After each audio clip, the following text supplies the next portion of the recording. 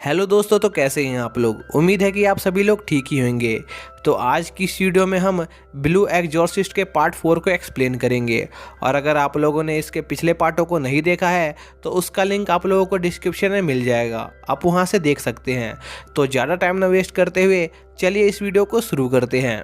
तो पार्ट 4 की शुरुआत में हम देखते हैं रिन और यूक्यू अपने चर्च पर जाते हैं जहां पर किसी ने हमला किया था और रिन के दोस्तों को एक जाल में कैद कर दिया था। लेकिन किसी तरह रिन के दोस्त अभी भी जिंदा थे और अगर रिन ने उन लोगों को 10 घंटे के अंदर उस जाल से बाहर नहीं निकाला तो वो लोग मारे जाएंगे। और जिस आदमी ने उन पर हमला किया था वो रिन से अपना बदला लेना चाहता है, इसलिए उसने रिन को अकेले में एक जगह पर बुलाया था। जिस पर रिन अकेले उस जगह पर जाता है तभी उस पर वो आदमी हमला कर देता है और रिन के स्वॉर्ड को अपने जाल से बंद कर देता है, जिससे रिन अपनी पावर यूज़ नहीं कर पाता और वो आदमी रिन को जान से मारने वाला था। लेकिन तभी वहाँ पर यूक्यू आ जाता है और रिन की मदद करता है, जो देखकर वो आदमी वहाँ से भाग जाता है। जिस पर यूक्यू उस आदमी का पीछा करता है। तभी उसे इगोर दिखाई देता है, जिस पर यूक्यू इगोर को सरेंडर करने को कहता है, क्योंकि यूक्यू को लग रहा था कि इगोर ही वो मास्क वाला आदमी है। लेकिन इगोर यूक्यू पर अटैक करके उसका ध्यान भटकाता है और वहाँ से भाग जाता है। जिसके बाद सीन शिफ्ट होता है और हम देखते हैं कि यूक्यू अपने कुछ एग्जॉर्सिस्ट साथियों के साथ इगोर को ढूंढ रहा था। तभी उसे इगोर दिखाई देता है, लेकिन इगोर अपनी पावर यूज़ करके उनका ध्यान भटकाता है और वहाँ से भाग जाता है। जिस पर यूक्यू उसका पीछा करता है, लेकिन वो इगोर को नहीं पकड़ पाता। तभी यूक्यू को उसके एक साथी की आवाज़ सुनाई देती है, जिस पर वो उस आदमी को देखने जाता है। तभी वो देखता है कि उसके साथी को भी किसी ने उस वेब में बांध दिया है। इसी दौरान हम रिन को देखते हैं, जो उस मास्क मैन को पकड़ना चाहता था। लेकिन कीरा रिन को सबसे पहले खुद की पावर को कंट्रोल करना सीखने को कहती है, जिसके लिए वो रिन को कुछ कैंडल्स जलाने को कहती है। इसी दौरान हम यूक्यू और उसके साथी को देखते हैं, जो अपने उस घायल साथी की जांच कर रहे थे। तभी उन्हें किसी का कॉल आता है, जो उन्हें बताता है कि उस मास्क मैन ने उनकी एकेडमी पर हमला कर दिया है और इनके दोस्तों को बंदी बना लिया है। जिस पर यूक्यू उस जगह पर जाता है और वहाँ पर मेफिस्टो भी होता है। तभी मेफिस्टो उस मास्क मैन को पकड़ने के लिए अपना एक स्पेल तैयार करता है, लेकिन ऑर्थर मेफिस्टो के उस स्पेल को पानी से बुझा देता है।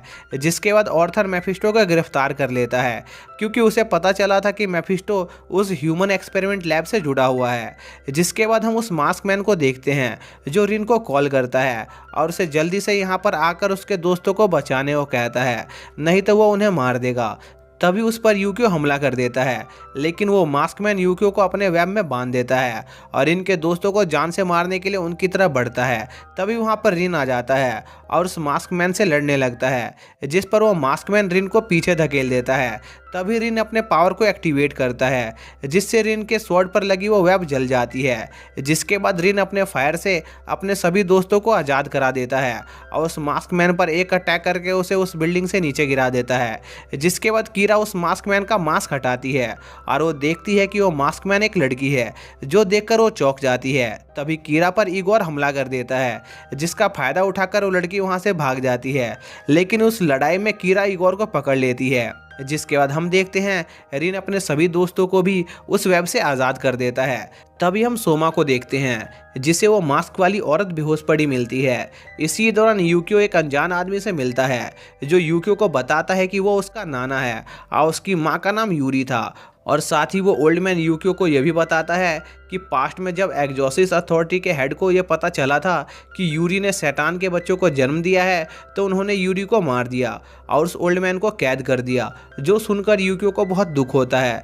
तभी वो ओल्ड मैन यूक्यू को अब कोई भी चिंता करने से मना करता है, क्योंकि उसके पास एक प्लान था जिससे वो सभी डीमंस को एक साथ खत्म कर सकता था। जिसके बाद हम रिन को देखते हैं, जो इगोर से उस मास्क वाली औरत के बारे में पूछता है, जिस पर इगोर बताता है कि वो मास्क वाली औरत उसकी वाइफ है। जो सुनकर रिन को उसकी बातों पर यकीन नहीं होता, क्योंकि पास्ट में इगोर ने रिन को बताया था कि उसकी वाइफ को डीमन किंग शैतान ने मार दिया था। जिस पर इगोर बताता है कि उसकी वाइफ मर गई थी, लेकिन वो अपनी वाइफ से बहुत प्यार करता था, इसलिए इगोर ने अपनी वाइफ की बॉडी को एक फ्रीजर में सुरक्षित रखा था। लेकिन एक दिन इगोर को उसकी वाइफ जिंदा मिली, जो देखकर वो बहुत खुश हो गया। लेकिन वो ये नहीं जानता था कि आखिर उसकी वाइफ को जिंदा किसने किया। जिसके कुछ दिनों बाद एग्जॉर्सिस्ट अथॉरिटी के लोगों ने इगोर की वाइफ को पकड़ लिया और इगोर को एग्जॉर्सिस्ट अथॉरिटी से निकाल दिया, क्योंकि उन लोगों को लग रहा था कि इगोर ने अपनी वाइफ के ऊपर ह्यूमन एक्सपेरिमेंट करके उसे जिंदा किया है, जो उनके उसूलों के खिलाफ था। जिसके बाद इगोर उन एग्जॉसिस्ट से लड़कर अपनी वाइफ को लेकर वहां से भाग जाता है, लेकिन धीरे धीरे उसकी वाइफ की पुरानी मेमोरीज वापस आने लगती है और वो डीमन किंग सैतान से बदला लेने के लिए पागल हो जाती है। इसलिए उसने रिन को मारने की कोशिश की, जो सुनकर रिन एक बार फिर से उस मास्क वाली औरत को ढूंढने के लिए निकल जाता है। तभी रिन को सोमा का कॉल आता है, जो उसे बताती है कि उसे एक मास्क वाली औरत बेहोश मिली है। जो सुनकर रिन तुरंत सोमा के घर के लिए निकल जाता है। तभी हम उस औरत को देखते हैं जो होश में आ गई थी और सोमा के साथ काफ़ी अच्छी बातें कर रही थी, और यहाँ पर हमें पता चलता है कि वो औरत एक अच्छी इंसान है। तभी वहाँ पर रिन आ जाता है, जो उस औरत को मारने आया था, जिस पर वो औरत सोमा को अपना होस्ट बना लेती है। लेकिन वो औरत बहुत कमज़ोर हो गई थी, इसलिए वो जल्दी ही बेहोश हो जाती है, जिस पर रिन उस औरत को जान से मारने की कोशिश करता है। लेकिन सोमा रिन को रोकती है और उसे समझाती है कि वो एक अच्छी इंसान है, जिस पर रिन मान जाता है और बाहर जाकर कीरा को इगोर के साथ सोमा के घर पर आने को कहता है। तभी वो देखता है कि वहाँ पर ऑर्थर आ गया है, जिसके बाद ऑर्थर सोमा और उस औरत को पकड़ लेता है और उस औरत को जान से मारने की कोशिश करता है, क्योंकि उसका मानना था कि वो औरत एक डीमन है। लेकिन तभी वहाँ पर इगोर आ जाता है, जो ऑर्थर से उसकी वाइफ के बदले उसकी जान लेने को कहता है। लेकिन ऑर्थर इगोर की कोई बात नहीं सुनता और उसे जान से मारने की कोशिश करता है। लेकिन तभी रिन बीच में आ जाता है और ऑर्थर से लड़ने लगता है, जो देखकर वो औरत समझ जाती है कि रिन एक अच्छा इंसान है और वो खुद के किए गए कामों पर पछतावा महसूस करती है। जिसके बाद कीरा रिन को रुक जाने को कहती है, लेकिन रिन उसकी कोई भी बात नहीं सुनता और ऑर्थर को मारने उसकी तरफ बढ़ता है।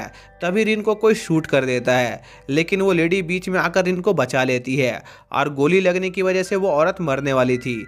जिस पर इगोर अपनी वाइफ को लेकर वहां से जाने लगता है, जो देखकर ऑर्थर अपने साथियों से उन्हें पकड़ने को कहता है। लेकिन सोमा अपनी स्पिरिट की मदद से उनके चारों तरफ पौधों का एक शील्ड बना देती है। तभी वहां पर एक घंटा बजने लगता है, जिस पर ऑर्थर अपने साथियों को लेकर वहां से चला जाता है। जिसके अगले दिन रिन और उसके दोस्तों को पता चलता है कि मेफिस्टो को एग्जॉसिस्ट अथॉरिटी ने अरेस्ट कर लिया है, क्योंकि वो कोई इलीगल काम कर रहा था और अब से एग्जॉसिस्ट अथॉरिटी का हेड वही ओल्ड मैन बन गया है।